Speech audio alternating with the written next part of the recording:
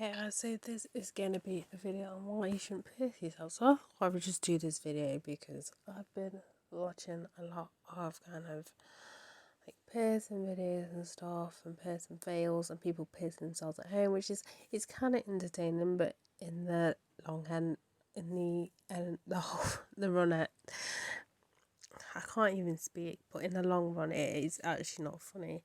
Now, obviously, you probably know the obvious ones why you shouldn't, and the main reason is your house isn't really sanitary. As in, right, okay, not to offend you, I'm not saying your house isn't clean, but it's not net. We're not gonna say it's at the standards of a piercing place, really. Um, you know what I mean? Like, it's nothing offensive or anything, and a lot of these videos are done on a whim anyway, and they've just been like, I'm gonna pierce this, I'm gonna pierce that, and they've got like they get all the stuff. Like some of them, it's just with a sewing needle, which is just disturbing in itself. Some they buy piercing guns, and then there's some where they buy the proper kit, like the fact that you can get them online is a bit dodgy because I know with tattoo guns, depending on where you get them, you have to have a license. Like you have to send them proof. This is years and years ago. Don't ask me why I was looking for a tattoo gun. I think it was out of interest, but some like proper legit places that sell stuff like that were asking if you could obviously send your license to show that you are actually a tattooist and not a randomer. But obviously it depends on where you get the stuff from. Like Amazon, eBay, you're just gonna, they're just gonna sell this shit. But anyway. So the obvious thing is obviously infection, not you sanitizing the equipment properly, everything like that, using like sanitizing gel and stuff, which isn't enough to clean it. If you didn't know, first off, the needle, like if you're using a safety pin, the fire, I never get that, like setting something on fire cleans it. Kind of get where they're coming from because people usually say it's like food and stuff like that. Well, depending if it's for yourself, fine. But if it's for a restaurant, don't do it. Or you're cooking for somebody else, it's fine if you drop it on the floor. If you're gonna put it in the oven because it kills the bacteria. But you gotta remember, first off, ovens are pretty quite hot. Okay, fire is quite hot, but second of all, it's in there for 30 minutes. You're just doing 10 seconds of heating of a needle. Anyway, that's bizarre. I never get it. And like hand sanitizer isn't enough. Like piercing places, first off, piercing places obviously do not reuse the needle. They just throw it away.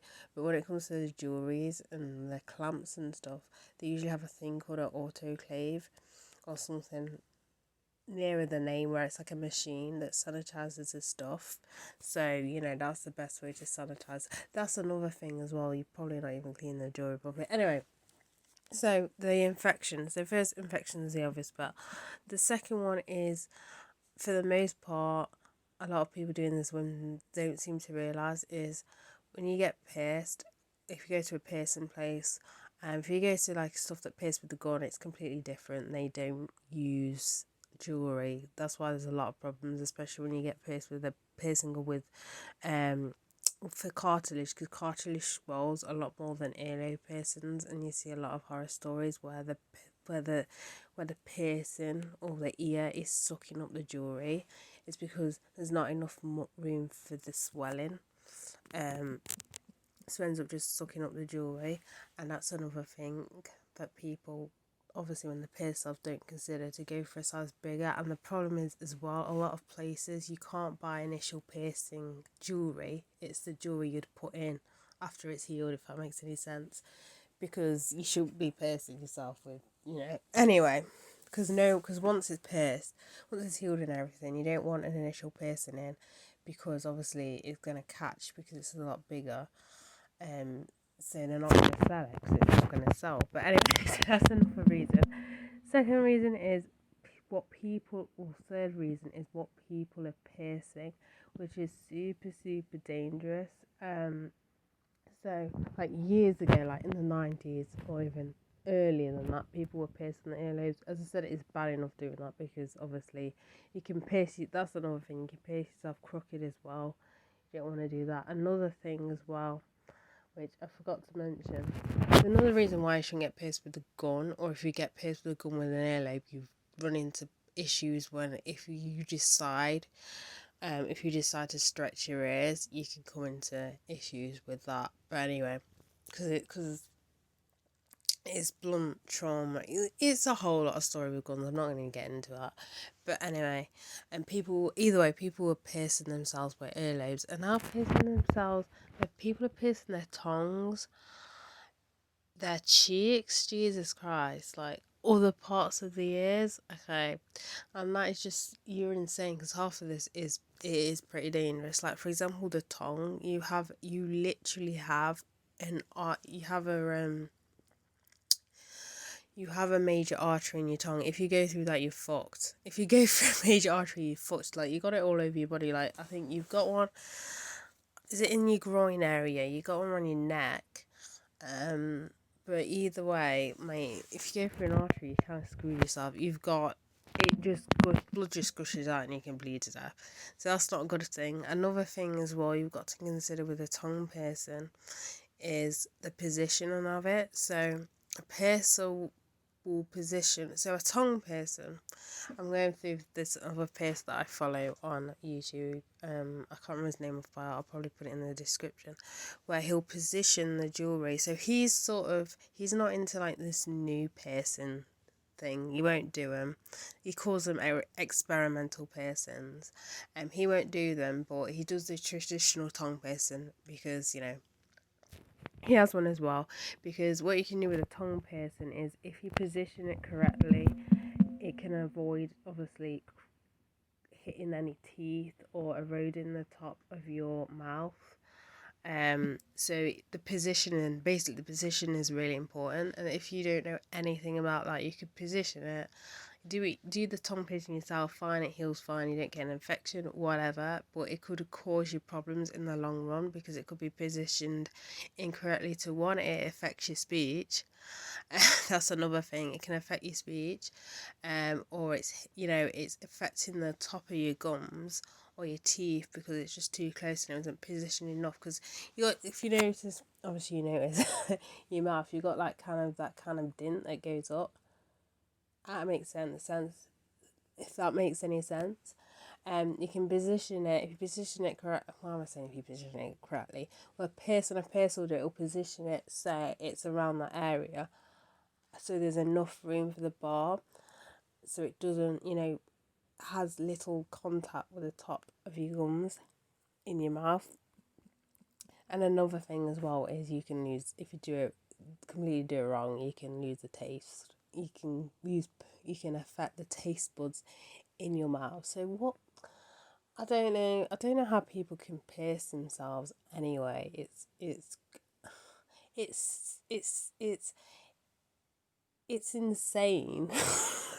I can't think of the word. I really can't think of the word. But then you got cheek piercings that are problematic in itself. They swell to shit. So first off, they swell to shit. So I'm telling you now, if you pierce them on your own, you pierce them with a barb way too small, and it's gonna eat up that jewelry.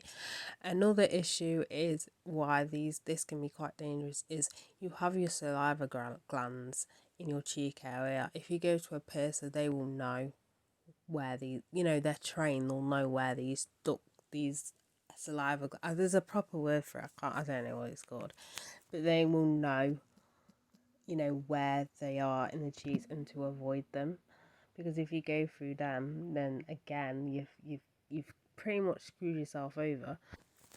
Another thing as well is a lot of people that pierce themselves are doing on a women. They're using jewelry that's not good quality. Now, don't get me wrong. In my earlobes, I don't really care. I'll wear nickel, but this is the thing. Nickel's bad for you anyway. Like, anything is bad for your body anyway, but it's even worse if you put it in freshly pierced wound. Like, I know what I'm going to say is a bit hypocritical, but you shouldn't wear them at all anyway, really. I mean, sterling silver's it's not, well, over in the UK you can pick up sterling silver pretty cheap now, but obviously you can get nickel even cheaper. But what I'm trying to say is, like, you shouldn't wear it in an initial piercing, but when it's healed, it's healed. It's not an open wound, so it's not really cause any issues unless you're allergic to nickel. Whereas if it's an open wound, it's 100% going to, because it's not. It's gonna mix with the kind of fluids in your body. It's not meant to be in there.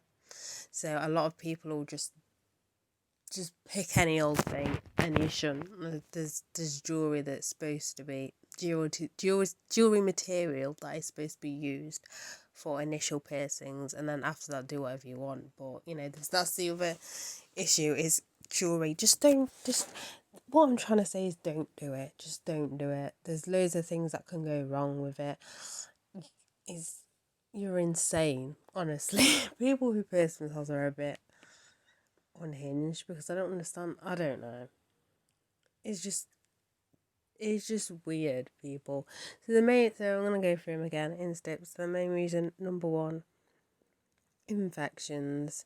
Not sterilized. You're not sterilizing anything. That sort of thing. Second thing, the materials. You're not using the right materials for an initial piercing. Number three, using barbells, rings or whatever. Rings are a bad thing for initial piercings, but anyway, using barbells that are way too short, and you're gonna get extra swelling and possibility that your piercing or your body's gonna just eat up that piercing, and it is disgusting. Like, I've seen it, and you do not want that. You really do not want that issue. And then number four, you're just piercing things that you're not qualified to do, and you could have some serious complications, like some serious health complications that could just affect, your body, and you really don't want that. Honestly, and plus, if you get an infection, it could turn into sepsis, you can go into septic shock, which is even worse, which people have died from. So, you might not think, oh, an infection, I just get antibiotics. Yeah, but if you go into septic shock, you're screwed. So that is it for this video. So, bye guys.